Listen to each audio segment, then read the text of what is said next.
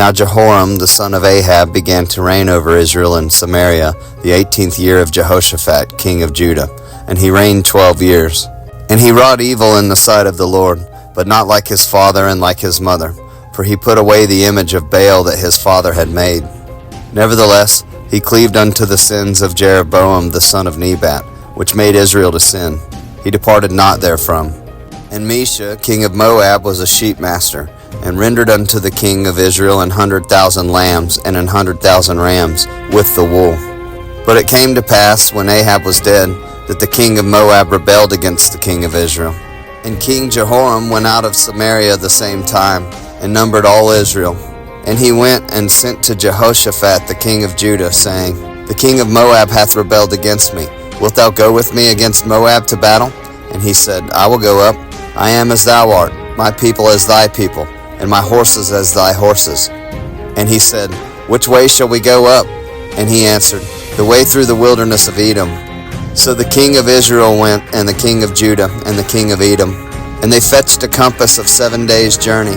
And there was no water for the host, and for the cattle that followed them. And the king of Israel said, Alas, that the Lord hath called these 3 kings together to deliver them into the hand of Moab. But Jehoshaphat said, Is there not here a prophet of the Lord, that we may inquire of the Lord by him? And one of the king of Israel's servants answered and said, Here is Elisha the son of Shaphat, which poured water on the hands of Elijah. And Jehoshaphat said, The word of the Lord is with him. So the king of Israel and Jehoshaphat and the king of Edom went down to him. And Elisha said unto the king of Israel, What have I to do with thee? Get thee to the prophets of thy father and to the prophets of thy mother. And the king of Israel said unto him, Nay, for the Lord hath called these 3 kings together to deliver them into the hand of Moab. And Elisha said, As the Lord of hosts liveth, before whom I stand, surely, were it not that I regard the presence of Jehoshaphat the king of Judah, I would not look toward thee, nor see thee. But now bring me a minstrel. And it came to pass, when the minstrel played, that the hand of the Lord came upon him. And he said, Thus saith the Lord, Make this valley full of ditches.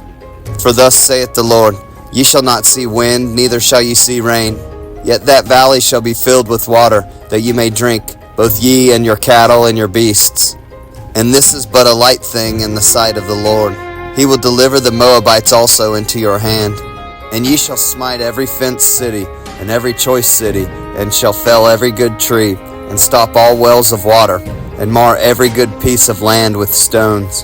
And it came to pass in the morning, when the meat offering was offered, that, behold, there came water by the way of Edom, and the country was filled with water. And when all the Moabites heard that the kings were come to fight against them, they gathered all that were able to put on armor, and upward, and stood in the border. And they rose up early in the morning, and the sun shone upon the water. And the Moabites saw the water on the other side as red as blood. And they said, This is blood. The kings are surely slain, and they have smitten one another. Now therefore, Moab to the spoil.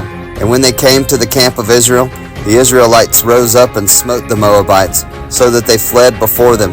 But they went forward smiting the Moabites, even in their country. And they beat down the cities, and on every good piece of land cast every man his stone, and filled it. And they stopped all the wells of water, and felled all the good trees. Only in Kirharaseth left they the stones thereof. Howbeit the slingers went about it, and smote it.